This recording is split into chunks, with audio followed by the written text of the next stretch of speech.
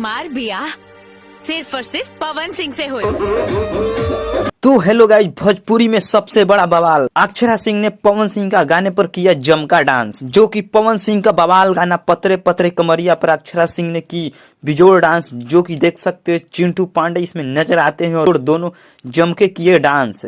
आप इन्हीं से पता लगा सकते हैं कि भोजपुरी का किंग का कितना पावर है, जो कि इनका गाने पर एक से एक बढ़ के देश विदेश हॉलीवुड बॉलीवुड के लोग भी इनके गाने पर करते हैं जमका डांस, जो कि पतरी पतरे कमरिया इनका बहुत गाना हाई चल रहा है, जो कि एक दिन में किया 3 मिलियन पार, जो कि गाना काफी बवाल है, मार्केट में काफी छाए हुए हैं, जो कि इन्हीं गाने पर तरह तरह के गाने निकाल रहे हैं लोग। इसीलिए कहते हैं भोजपुरी का king power star Pawan Singh. अगर वीडियो पसंद आया हो तो प्लीज लाइक करें, मेरे चैनल को जल्दी सब्सक्राइब करें।